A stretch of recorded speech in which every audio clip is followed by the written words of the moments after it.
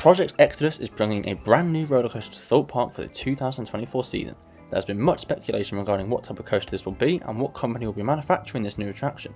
In recent weeks, it appears all this has been clarified and we now know what kind of coaster is coming to the park, so exciting times are ahead. We also know who will be manufacturing this ride, but now that we know these details, is this the best choice of a new coaster for Thorpe Park, or was there better options that would suit the park's lineup better than what Project Exodus is planning on bringing to the park and the UK theme park industry as a whole? Welcome to Coasternaut, and if you enjoy this video, please do give it a like, it really helps the channel, and subscribe for future updates and news on Thorpe Park and Project Exodus, as there'll be plenty more news updates before the coaster opens next year, and then reviews of the ride once we get the chance to ride it in 2024. So for those of you who don't know, what is Project Exodus? Well, in 2022, Thorpe Park revealed plans to build a brand new roller coaster. There was a few environmental issues that the park had to get past when they revealed the plans, and that seemed to delay the start of this project by a few months, but eventually everything was deemed to be okay by the relevant authorities and councils, and we now have confirmation and full planning permission that Thorpe Park will be building a brand new roller coaster. When will we be seeing this project come to the park then? Well, you won't have to wait too long, as this coaster is due to open in 2024. You would expect the coaster to be open for the start of the 2024 season. However, later on in the video I'll get into why I think we may be seeing a delayed opening for this coaster, similar to what we saw earlier this year at another Merlin park in the UK with Mandrill Mayhem Chessington World of Adventures, where I actually think Project Exodus won't be opening for day one of the new season, and I would probably expect it opening some point in spring, maybe early summer. Where will this park be placing the new coaster? Well, a large area of land has been cleared, with many trees being removed at the back area of the park behind Saw the Ride, Burger King and Samurai. As of the 2023 season and the announcement of this project, this area of land is unused within Thorpe Park. However, it did used to be a very popular area of the park with a very popular former ride, as this is where the old Loggers Leap log flume used to be, which has been closed for many years now, and so a new ride would be good in this area of park to bring new life to a once very popular area within Thorpe Park. Thorpe's last coaster addition was the B&M wing coaster, the Swarm, which opened in 2012, so the park is very much overdue a new coaster to add to its collection of thrill coasters, as by the time Project Exodus is due to open it would have been 12 years since Thorpe got its last coaster.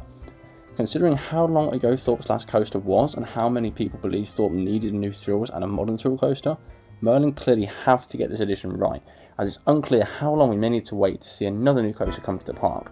If this doesn't go down well, if this doesn't go over well with the public, it may be a long time before we then also get another new coaster come to Thorpe Park. So then, what do we know about Project Exodus? Who is the manufacturer of this new coaster coming to Thorpe Park? What have we learned in recent weeks? Well, based on the plans, we've always been able to see that this will be a hypercoaster, a coaster over 200 feet tall, and in fact it will be the UK's tallest roller coaster when it opens, with a height of 236 feet, beating the current record of the big one at Blackpool Pleasure Beach, which stands at 213 feet tall. The plans don't show a typical hypercoaster, however. Most hypercoasters are long out and back layouts and focus on large camelback hills with sustained flow to airtime. The most famous hypercoasters are probably the ones that come from B&M, Bolliger and Mabillard. These have many installations and more installations than any other hypercoaster manufacturer out there, and these have become synonymous with perfectly shaped camelback hills full of sustained flow to airtime. In the past, we've had Aerodynamics make multiple hypercoasters with similar layouts to B&M, such as Magnum XL200 at Cedar Point or the big one at Blackpool Pleasure Beach. These are a lot jankier and a lot more old-fashioned, modern-day B&M hypers, but they do still focus on an out and back layout and airtime. On the other end of the spectrum though, we have hypers from Intamin, which are much more extreme and intense and focus more on ejector airtime rather than sustained floater, and we have also been introduced to inversions on their hypercoaster layouts, such as Hyperion at Energylandia. Now, in recent years, German manufacturer Mack Rides have also installed some hypercoasters, such as DC Rivals Hypercoaster at Warner Bros. Movie World in Australia, and these coasters are sort of a mix of all the other manufacturers' hypercoasters and include out and back layouts with both ejector and floater airtime, similar to B&M, but also include inversions in their layouts, such as Intamin.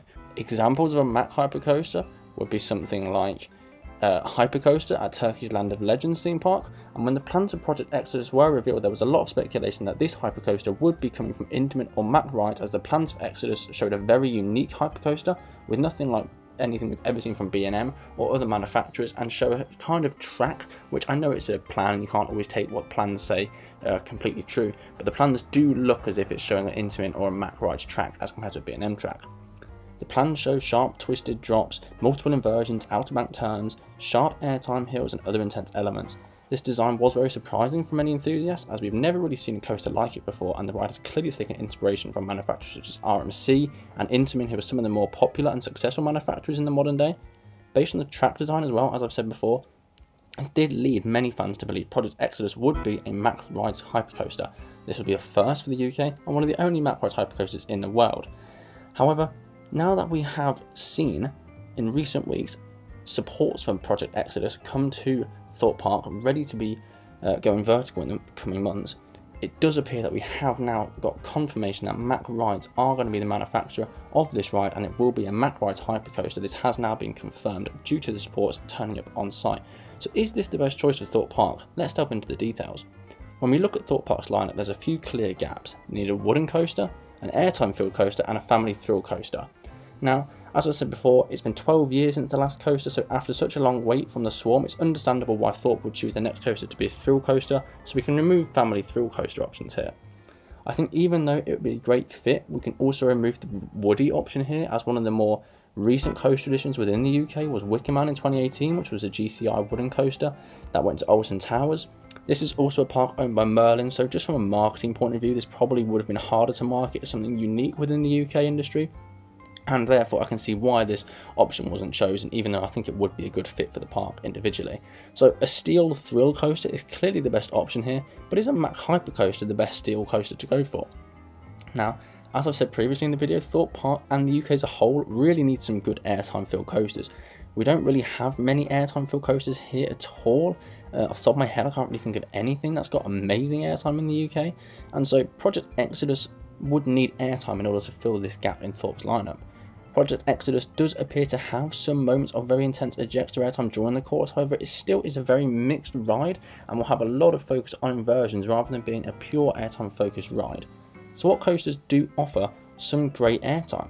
Well, B&M hypercoasters are probably the best airtime filled coasters for the general public and enthusiasts alike, as it offers plenty of airtime in their layouts but isn't usually intense ejector airtime and focuses more on sustained floater airtime. New Age Vekoma coasters such as Let Coaster at Legendia also offer some very good ejector airtime alongside modern day Intamin coasters such as Tutatis at Parc Astérix. RMC hybrid coasters such as Wildfire at Colmarden offer very mixed layouts as well, so if the park wanted to go for a mixed layout like it appears they do with Project Exodus, you know, maybe something like an RMC hybrid coaster would have been the best because that's full of snappy turns and inversions but also full of airtime as well. So as you can see here, there are plenty of other options that probably would have potentially been a better fit for Thorpe if they were focusing purely on airtime.